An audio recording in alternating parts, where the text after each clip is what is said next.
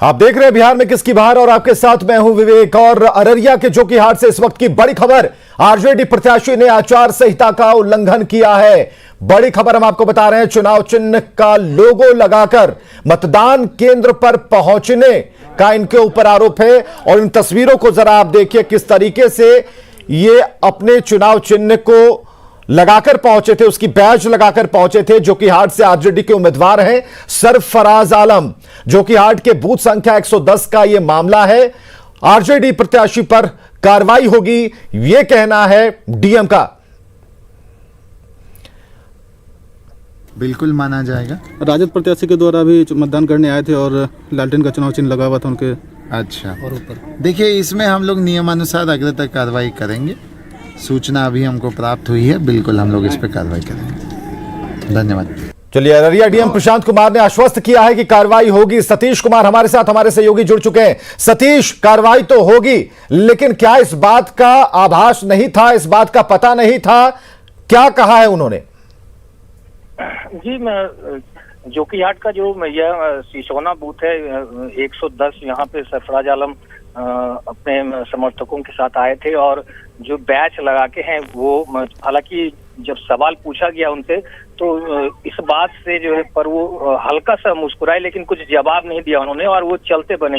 तो जाहिर सी बात है कि उन्हें इस चीज का एहसास था और ऐसा प्रतीत हो रहा था कि यह जानबूझकर जो है यह किया गया है। जी चलिए सतीश, हमसे बातचीत करने के लिए बहुत बहुत शुक्रिया। तो ये जानबूझकर किया गया है, क्योंकि जब हमारे सहयोगी ने उनसे सवाल पूछा तो उनकी मुस्कुराहट देखने को मिली, यानी कि उनके चेहरे की मुस्कुराहट बता रही थी कि उन्हें सब कुछ पता था। और सही बात, शर्ट उनकी है और उसके ऊपर लगा हुआ जो सिंबल है वो उनका है, उन्होंने ही लगाया होगा, किसी और ने तो लगाया नहीं होगा। और ऐसे में सवाल पूछने पर उनकी हल्की मुस्कुराहट ये बता रही है कि ये कहीं ना कहीं एक कह सकते हैं कि ध्यान को आकर्षित करने के लिए इन्होंने बैच लगाया होगा। हालांकि डीएम प्रशांत ने कह दिया है कि इन पर कार्रवाई जरूर होगी, जो न्याय संगत होगा, कानून संगत होगा, वो कार्रवाई होगी।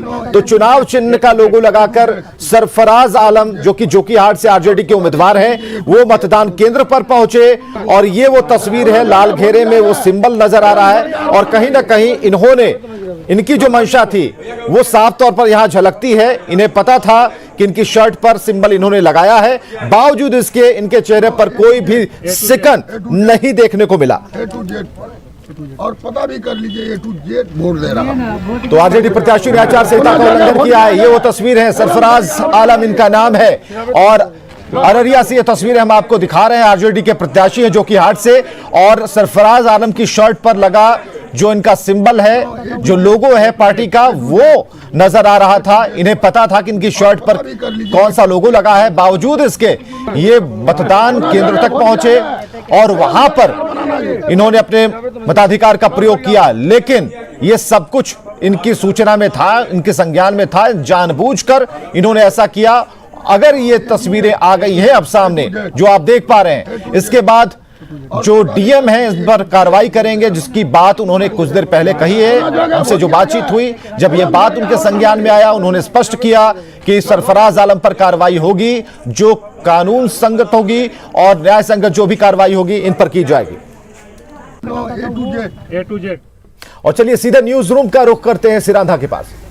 जी विवेक, बड़ी खबर इस वक्त सुपौल से मिल रही है, जहां पर ईवीएम खराब हो गया है और इसकी वजह से मतदान बाधित हुआ है। तो सुपौल से बड़ी खबर, ईवीएम खराब होने की वजह से सदर प्रखंड के बूथ संख्या 261 पर मतदान जो है वो बाधित हुआ है। यहां पर ईवीएम खराब होने की वजह से मतदान बाधित हुआ है। मुरली मनोहर विद्यालय के बरैल में स्थापित है यह बूथ, जहां पर ईवीएम के खराब होने की वजह से मतदान बाधित हुआ है। हालांकि लगातार जब हम खबर दिखा रहे हैं, इस तरह की कोई भी उस पर एक्शन लिया जा रहा है, मॉनिटरिंग लगातार की जा रही है चुनाव आयोग में भी और वहां पर जो चुनाव आयोग से जुड़े लोग हैं उनकी तरफ से भी, और तुरंत ही ईवीएम को ठीक करने की